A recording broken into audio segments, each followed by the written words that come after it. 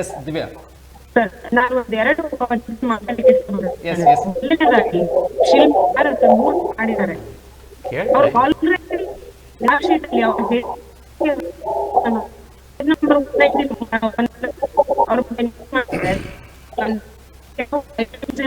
ಮಾಡಿದ್ದಾರೆ.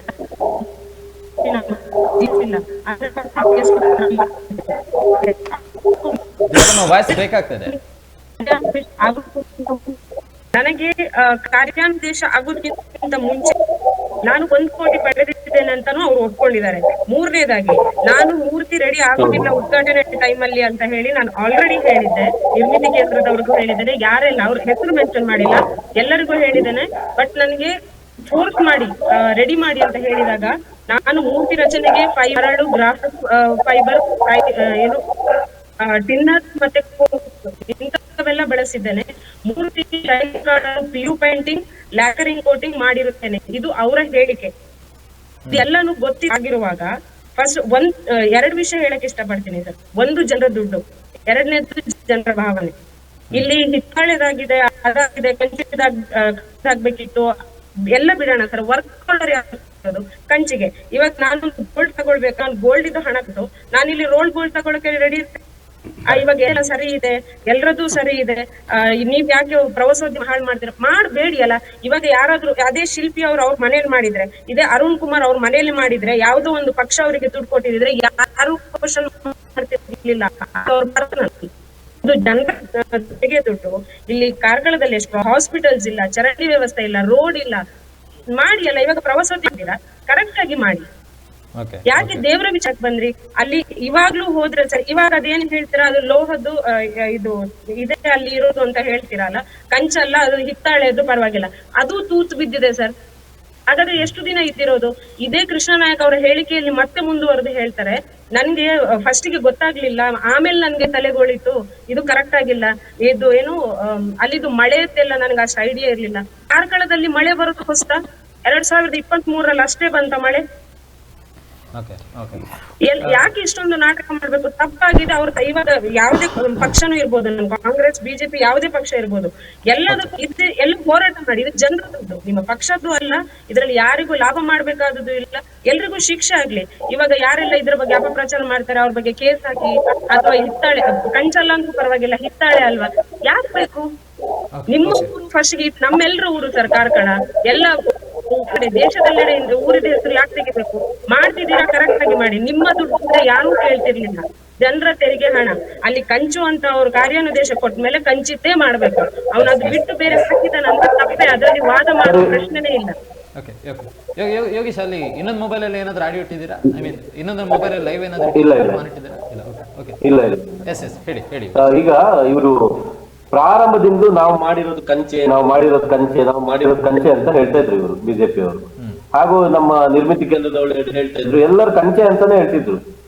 ಈಗ ಇವ್ರು ಹಿತ್ತಾಳೆ ಅಂತ ಇವ್ರು ಒಪ್ಕೊಂಡಿದ್ದಾರೆ. ಈಗ ಮುಂದೆ ಇವ್ರು ಏನ್ ಹೇಳ್ತಾರೆ ಅಂತ ಹೇಳಿದ್ರೆ, ಕಂಚಿಗಿಂತ ಹಿತ್ತಾಳೆ ಬಾರಿ ಒಳ್ಳೇದಂತ ಹೇಳ್ತಾರೆ. ಅಂತ ವಾದ ಮಾಡುವವರು ಇವರು. ಇವ್ರದ್ದು ಇಲ್ಲಿಗೆ ಮುಗಿಯುವುದಿಲ್ಲ. ಕಂಚಿಗಿಂತ ಹಿತ್ತಾಳೆ ಉತ್ತಮ ಲೋಹ ಅಂತ ಈಗ ಶುರು ಮಾಡಿದ್ದಾರೆ ಅವರು. ಆ ತರ ವಾದವನ್ನು ಮಾಡ್ಲಿಕ್ಕೆ ಶುರು ಮಾಡಿದ್ದಾರೆ ಈಗ.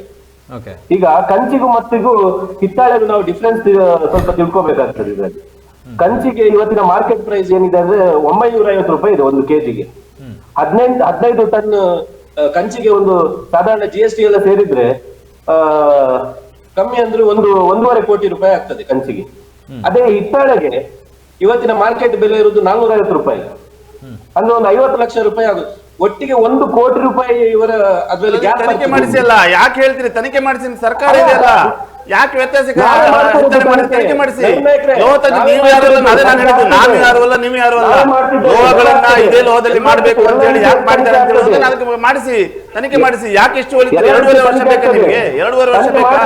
ನಮ್ಮ ಬಿಜೆಪಿ ಸರ್ಕಾರ ಇದ್ದಾಗ ಅನುಮೋದನೆಗೊಂಡು ಮಂಜೂರಾತಿಯಾಗಿರುವಂತಹ ಯೋಜನೆಯನ್ನ ಅಲ್ಲವಡಿಸುವಂತಹ ದೊಡ್ಡ ಕೀರ್ತಿ ನಿಮಗೆ ಸಲ್ತದೆ, ಕಾರ್ಕಳ ಕಾಂಗ್ರೆಸ್ಗೆ ಸಲ್ತದೆ. ತನಿಖೆ ಮಾಡುವಾಗ ತಡೆಯಾಜ್ಞೆ ಯಾಕೆ ತರ್ತೀರಿ? ತಡೆಯಾಜ್ಞೆಗಳನ್ನು ಯಾಕೆ ತಗೊಂಡ್ಬರ್ತೀರಿ? ನವೀನ್ ಉತ್ತರ ಕೊಡಿ ಇದಕ್ಕೆ. ತನಿಖೆಗಳಿಗೆ ಯಾರು ತಂದ ತಡೆಯಾಜ್ಞೆ? ಇವರ ಶಿಲ್ಪಿ ಅವರು ತರ್ತಾರೆ, ಶಿಲ್ಪಿ ಅವ್ರ ಹತ್ರ ಕೇಳಿ, ನಮ್ಮ ಹತ್ರ ಕೇಳ್ತೀರಿ, ಶಿಲ್ಪಿ ಅವ್ರ ಹತ್ರ ಕೇಳಿ, ನಮ್ಮ ಹತ್ರ ಕೇಳ್ತೀರಾ?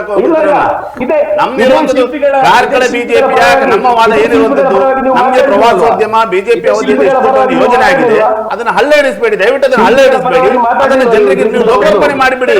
ಏನು ತಪ್ಪಿದೆ ಶಿಕ್ಷೆ ಕೊಡಿ, ಏನ್ ಸರಿ ಇಲ್ಲ ಸರಿ ಮಾಡಿಸಿ, ಅದನ್ನ ಮತ್ತೆ ಲೋಕಾರ್ಪಣೆ ಮಾಡಿ. 2.5 ವರ್ಷ ಇಟ್ಕೊಂಡು ನೀವು ಕಾರ್ಕಳ ಪೊಲೀಸ್ ಸ್ಟೇಷನ್ ಗೋಡನಲ್ಲಿ ಆ ಮೂರ್ತಿ ತಂದು ನೀವು ದೂರ ಏನ್ ಯೋಗ್ಯತೆ ಇದೆ ಅದರಲ್ಲಿ? ಮಣ್ಣಾಕುವಂತ ಅನಿವಾರ್ಯತೆ ಇರುತ್ತೆ ನಿಮ್ಗೆ, ಅಲ್ಲಿಗೆ ರಸ್ತೆಗೆ ಮಣ್ಣಾಕುವಂತ ಅನಿವಾರ್ಯತೆ ಇರುತ್ತೆ ನಿಮ್ಗೆ. ಕೋರ್ಟ್ ಮಾಡಿದ್ದಾರೆ ಅವರಿಗೂ ಕೂಡ ಶಿಕ್ಷೆ ಆಗ್ಬೇಕು.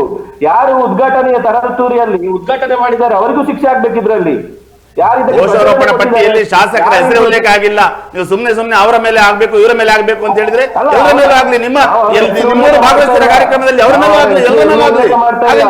ಏನ್ ನೀವು ಟೆಕ್ನಿಕಲ್ ವಿಚಾರವನ್ನು ಬಿಟ್ಟು ಏನೇನು ಮಾತಾಡಿದ್ರೆ ಅವ್ರ ಮೇಲೆ ಶಿಕ್ಷೆ ಆಗ್ಬೇಕು ಇವ್ರ ಮೇಲೆ ಶಿಕ್ಷೆ ಆಗ್ಬೇಕು ಅಂತ ಹೇಳಿದ್ರೆ ಕಾನೂನಿಲ್ವಾ ಅದಕ್ಕೆ?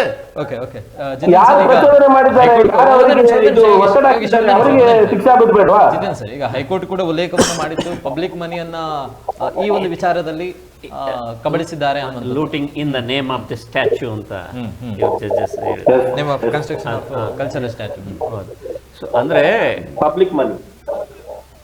ನನಗೆ ಬಹಳ ಬೇಜಾರಾಗುವಂಥದ್ದು ಏನು ಹೇಳಿದ್ರೆ, ಒಂದು ಸರ್ಕಾರಿ ವ್ಯವಸ್ಥೆ ಏನಿತ್ತು, ಏನು ಮೊದಲೇ ಹೇಳ್ಬೋದಿತ್ತು, ಆ ಕೃಷ್ಣ ನಾಯ್ಕಿಗೆ ಶಿಲ್ಪಿಗೆ ಇರ್ಬೋದು ಅಥವಾ ನಿರ್ಮಿತಿ ಕೇಂದ್ರದ ಅರುಣ್ ಇವರಿಗಿರ್ಬೋದು, ಇಂಜಿನಿಯರ್ ಅವರಿಗೆ ಈಗ ಮಂಪರು ಪರೀಕ್ಷೆ ಮಾಡಿದ್ರೆ ಇನ್ನೊಂದು ವ್ಯತಿರಿಕ್ತ ವಿಷಯಗಳು ಬರ್ಬೋದು. ನಾನು ಹೇಳೋದು ಅದು ಮಾಡಲಿಕ್ಕೆ ಸಾಧ್ಯತೆಗಳಿಲ್ಲ.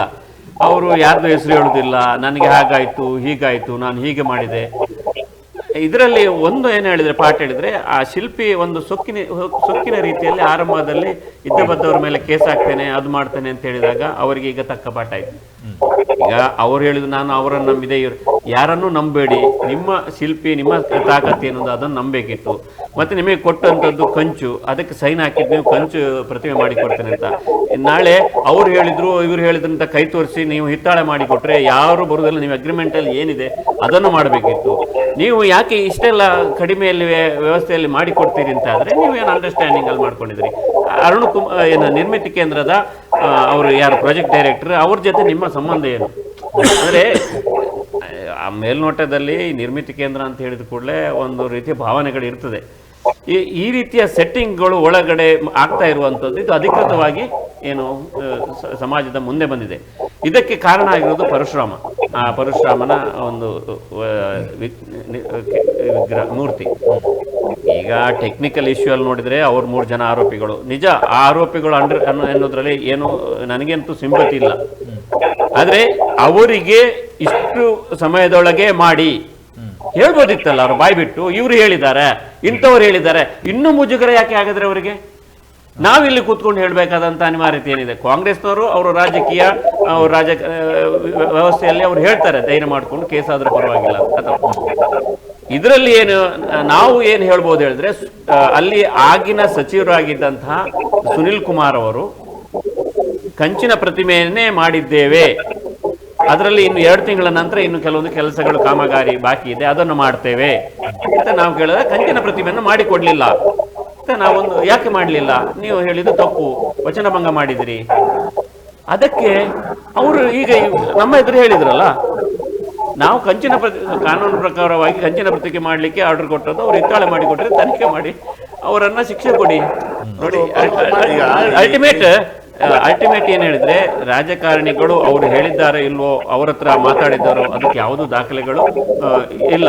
ಇವರು ಅದನ್ನು ಬಾಯ್ಬಿಟ್ಟು ಹೇಳ್ತಾ ಇಲ್ಲ. ಒಂದು ವೇಳೆ ಹೇಳಿದ್ರು ಕೂಡ ಅದರ ಆಧಾರದಲ್ಲಿ ಏನೋ ಕೇಸೋ ಮುಂದಿನ ದಿನಗಳ ಚಾರ್ಜ್ ಶೀಟೋ ಮಾಡಬಹುದೋ ಏನೋ ಅದು ಗೊತ್ತಿಲ್ಲ. ಸೊ ಆದರೆ ಇವರು ಹೇಳಲಿಲ್ಲ. ಹಾಗಾಗಿ ಇದು ಏನು ಒಂದು ವ್ಯವಸ್ಥೆ ಏನಿದೆ ಮೇಲ್ನೋಟದಲ್ಲಿ ನಾನು ನೋಡುವಾಗ ಇದೊಂದು ತರಾತುರಿಯಲ್ಲಿ, ಅಂದರೆ ಒಂದು ಒಳ್ಳೆಯ ಉದ್ದೇಶದಿಂದ ಒಳ್ಳೆಯ ವಿಷನ್ನಿಂದ ಮಾಡಿದಂತಹ ತರಾತುರಿಯಲ್ಲಿ ಮಾಡಿದಂಥ ಒಂದು ಯೋಜನೆ. ಇದರಲ್ಲಿ ಕರಪ್ಷನ್, ಭ್ರಷ್ಟಾಚಾರಕ್ಕೋಸ್ಕರ ಮಾಡಿದಂತಹ ಯೋಜನೆ ಖಂಡಿತ ಅಲ್ಲ ನನಗೆ. ಅಂದರೆ ನಾನು ಯಾವುದೇ ಪಕ್ಷ ಇದನ್ನು ಹೊಗಳುವುದಾಗಲಿ ವಿರೋಧಿಸುತ್ತಾಗಲಿ, ಇದು ಭ್ರಷ್ಟಾಚಾರಕ್ಕೋಸ್ಕರ ಮಾಡಿದ ಪ್ರಶ್ನೆ ಅಲ್ಲ, ಇದು ಯೋಜನೆ ಅಲ್ಲ. ಇದು ಅಲ್ಲಿಯ ಕಾರ್ಕಳದ ಒಂದು ಹೆಸರು ಬರ್ತದೆ. ಕಾರ್ಕಳದಲ್ಲಿ ಒಂದು ದೊಡ್ಡ ಪರಶುರಾಮ ಮೂರ್ತಿ ಇದೆ, ಅದನ್ನು ಯಾರು ಮಾಡಿದ್ರು? ಆ ಸಂದರ್ಭದಲ್ಲಿ ಯಾವ ಆಡಳಿತ ಇತ್ತು? ಸುನೀಲ್ ಕುಮಾರ್ ಮಾಡಿದ್ರು, ಸಚಿವರಾಗಿದ್ರು. ಅಲ್ಲಿ ತುಂಬಾ ಜನ ಬರ್ತಾರೆ, ಹೆಸರು ಒಂದು ಚಿರಸ್ಥಾಯಿಯಾಗಿ ಉಳಿತದೆ ಅಂತ.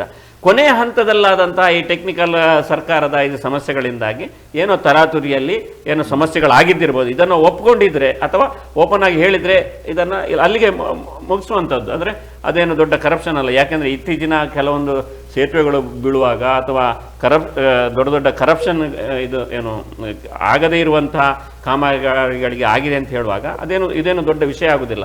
ಇದು ಮಧ್ಯದಲ್ಲಿ ನಡೆದಂತಹ ಟೆಕ್ನಿಕಲ್ ಪಾಯಿಂಟ್ಗಳು ಮತ್ತೆ ತರಾತುರಿಯಲ್ಲಿ ಮಾಡಿದ್ದು. ನೆಕ್ಸ್ಟ್ ಮುಂದಿನ ಸಂದರ್ಭದಲ್ಲಿ ಬಂದಾಗ ಎಲ್ಲ ಸರಿ ಮಾಡಬಹುದು ಎನ್ನುವಂಥ ವಿಶ್ವಾಸದಿಂದ ಇಷ್ಟೆಲ್ಲ ಆಗಿದೆ. ಇದು ಯಾರಿಗೆ ಪಾಠ ಹೇಳಿದರೆ, ಅಲ್ಲಿ ಎಲ್ಲವನ್ನ ಒಪ್ಪುಕೊಂಡಂತಹ ನಿರ್ಮಿತಿ ಕೇಂದ್ರದ ಯಾರು ಇದ್ದಾರೆ, ಪ್ರಾಜೆಕ್ಟ್ ಡೈರೆಕ್ಟರ್ ಅಥವಾ ಇಂಜಿನಿಯರ್ ಅಥವಾ ಕೃಷ್ಣ ನಾಯ್ಕ ಶಿಲ್ಪಿ, ಇವ್ರ ಮೇಲೆ ನನಗೆ ಯಾವ ಸಿಂಪತಿ ಇಲ್ಲ. ಅವರು ಮಾಡಿದ್ದುಂಡೋ ಮಾರಾಯ. ಮತ್ತು ಹೈಕೋರ್ಟಿಂದ ಸ್ಟೇ ಕೂಡ ಏನು ತನಿಖೆಗೆ CID ಏನು ತನಿಖೆ ಮಾಡಬೇಕು ಅದನ್ನು ಸ್ಟೇ ಕೂಡ ತಂದಿದ್ದಾರೆ. ಅದರ ಸ್ಟೇಯನ್ನು ವೆಕೇಟ್ ಮಾಡಿ ಮುಂದೆ ತನಿಖೆ ಕೂಡ ಆಗಬೇಕು. ಆಗ ಇನ್ನಷ್ಟು ವಿಷಯಗಳು ಹೊರಗೆ ಬರ್ಬೋದು. ಈಗ ಪೊಲೀಸರು ಸರಿಯಾದಂತಹ ಕೆಲಸವನ್ನು ಮಾಡಿದ್ದಾರೆ. ಮುಂದೆ ಏನು ಚಾರ್ಜ್ ಶೀಟ್ ಆಗ್ತದೆ ಮುಂದೆ ಅದೇ ರೀತಿ ಕಾನೂನು ಪ್ರಕಾರ ಹೋಗ್ತದೆ. ಇದು ರಾಜಕಾರಣಿಗಳಿಗೆ ಒಂದು ಪಾಠ. ಅಂದರೆ ಏನು ಹೇಳಿದರೆ, ಮುಂದೆ ನಮ್ಮದೇ ಬರ್ತದೆ, ನಾವೇ ಇದನ್ನು ಆಡಳಿತ ಮಾಡ್ತೇವೆ, ನಮಗೆ ಸಿಗ್ತದೆ, ಅಂದರೆ ಒಳ್ಳೆ ಚಂದ ಮಾಡ್ಕೊಂಡು ಹೋಗ್ಬೋದು ಅಂತ.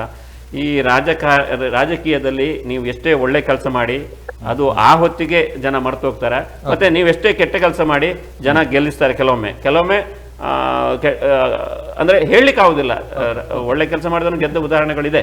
ಹಾಗಾಗಿ ಮುಂದಿನ ದಿನಗಳಲ್ಲಿ ವಚನಭಂಗ ಇದನ್ನ ನಂಬಿ ಆಡಳಿತ ಬರ್ತದೆ ಅಂತ ಹೇಳಿ ವಚನವನ್ನ ಕೊಡ್ಲಿಕ್ಕೆ ಹೋಗಬಾರದು ಅಂತ ಹೇಳ್ತಾ ಈಗ ಒಂದು ದೂರವಾಣಿ ಕರೆ ಇದೆ. ಹಲೋ, ಜಿಲ್ಲಾ ಪಂಚಾಯತ್ ಮೆಂಬರ್ ಅಂತ ಅನ್ಕೊಳ್ತೀನಿ ಕಾರ್ಕಳ. ಹಲೋ, ಹೇಳಿ. ಹಲೋ, ಶಿಶಿನ್ ಅವರೇ ನಮಸ್ತೆ. ಎಸ್, ಹೇಳಿ ಸರ್. ನಮ್ಮಲ್ಲಿ ಲೈವ್ ಆಗ್ತಾ ಇದೆ ಈಗ. ನಮ್ಗೆ ಕಾರ್ಕಳದಲ್ಲಿ ಪರಶುರಾಮ ಥೀಮ್ ಪಾರ್ಕ್ ಬೈಲೂರಲ್ಲಿ ಆಗುವಾಗ ಅದು ನಮ್ಮ ಆಗಿನ ಶಾಸಕರು ಸಚಿವರಾದಂತಹ ಸುನೀಲ್ ಕುಮಾರ್ ಅವರ ಕನಸಿನ ಯೋಜನೆ. ಬೈಲೂರಿನಲ್ಲಿ ಬಹಳ ಅದ್ಭುತವಾಗಿ ಪರಶುರಾಮ ಥೀಮ್ ಪಾರ್ಕ್ ನಿರ್ಮಾಣ ಮಾಡಿದ್ದಾರೆ. ಆದ್ರೆ ಉದ್ಘಾಟನೆ ಆದ್ಮೇಲೆ ಪ್ರವಾಸಿಗರ ಸಂಖ್ಯೆ ಕೂಡ ದಿನ ಹೆಚ್ಚಾಗಿ ಬರ್ತಾ ಇತ್ತು. ಒಳ್ಳೆ ಪ್ರವಾಸಿ ತಾಣ ಆಗಿತ್ತು ಬೈಲೂರು. ಜುಲೈಯಲ್ಲಿ ಏನು ಅದರ ನವೀಕರಣ ಆಗ್ಬೇಕೆನ್ನುವ ನಿಟ್ಟಿನಲ್ಲಿ ಏನದನ್ನ ನಿಲ್ಲಿಸಿದ್ರ, ಅದರ ನಂತರ ಕಾಂಗ್ರೆಸ್ನವರು ರಾಜಕೀಯ ಮಾಡ್ಲಿಕ್ಕೆ ಪ್ರಾರಂಭ ಮಾಡಿದ್ರು. ಅಲ್ಲ ಸರ್, ತಾವು ಅದನ್ನ ನವೀಕರಣ ಮಾಡೋದಕ್ಕೆ ಇದೆ ಅಂತ ಹೇಳಿ ಅದನ್ನ ತೆರವು ಮಾಡಿದಂತ ಸಂದರ್ಭದಲ್ಲಿ ಮಾತ್ರ ರಾಜಕೀಯ ಪ್ರವೇಶ ಆಯ್ತು. ಯಾರು ಹೇಳಿದ್ರು ತರಾತುರಿಯಲ್ಲಿ ಅದನ್ನ ಅರ್ಧಂಬರ್ಧ ಕೆಲಸ ಮಾಡಿ ಲೋಕಾರ್ಪಣೆ ಮಾಡೋದಕ್ಕೆ? ಯಾರು ಹೇಳಿದ್ರು? ಬಿಜೆಪಿ ಅವರ ಹತ್ರ? ಕಾಂಗ್ರೆಸ್ ಅವರು ಹೇಳಿದ್ರು? ನೋಡಿ, ನೋಡಿ, ಕಾರ್ಯಕ್ರಮ ನೀವು ಆ ಕೆಲಸ ಕಾರ್ಯಗಳನ್ನ ಪೂರ್ತಿಯಾಗಿ ಮುಗಿಸಿದ ನಂತರ ಅದನ್ನ ಲೋಕಾರ್ಪಣೆಗೊಳಿಸಿದ್ರೆ ಯಾರು ಕೂಡ ತಲೆ ಹಾಕ್ತಾ ಇರಲಿಲ್ಲ. ಕಾರ್ಯಕ್ರಮದಲ್ಲಿ ಶಿಶಿನ್ ಅವರೇ, ತಪ್ಪು ಮಾಹಿತಿ ಇದೆ.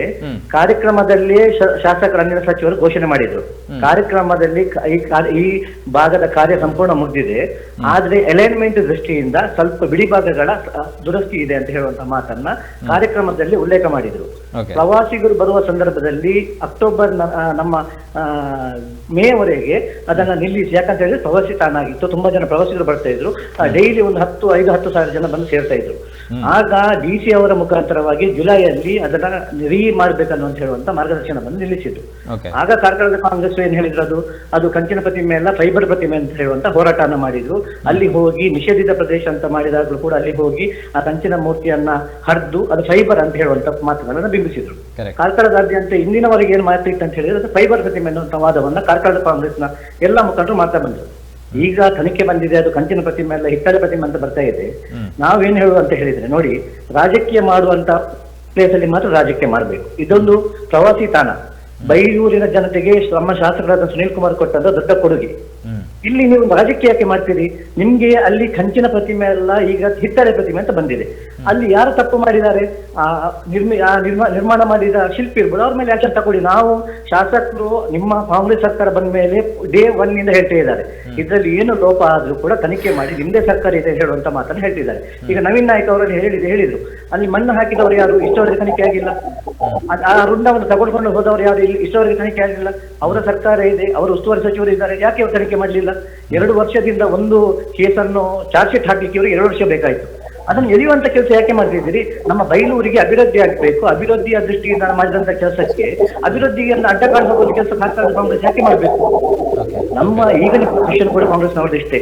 ಈಗ ಅದು ಹಿತ್ತಾಳೆ ಪ್ರತಿಮೆ ಅಂತ ಬಂದಿದೆ ಅಂತ ಹೇಳ್ತಾ ಇದ್ದಾರೆ. ಅದನ್ನ ಸರಿ ಮಾಡಿ ಆದಷ್ಟು ಬೇಗ ಸರಿ ಮಾಡಿ ಅದಕ್ಕೆ ಅನುದಾನವನ್ನು ಕೊಡಿಸುವ ಕೆಲಸ ಕಾರ್ಕಳದ ಕಾಂಗ್ರೆಸ್ ಅವರು ಮಾಡ್ಲಿ. ಬೈಲೂರಿನ ಜನತೆಗೆ, ಕಾರ್ಕಳದ ಜನತೆಗೆ ಅದು ಅನುದಾನ ಕೊಟ್ಟು ಪ್ರವಾಸಿ ತಾಣ ಆಗುವಂತ ಕೆಲಸವನ್ನು ಮಾಡ್ಲಿ. ಯಾಕೆ ಕಾಂಗ್ರೆಸ್ ಅದನ್ನು ಮನಸ್ಸು ಮಾಡುವುದಿಲ್ಲ? ಇದರಲ್ಲಿ ಅಭಿವೃದ್ಧಿಯಲ್ಲಿ ರಾಜಕೀಯ ಮಾಡುವಂತ ಕೆಲಸ ಯಾಕೆ ಮಾಡ್ತಿದೆ?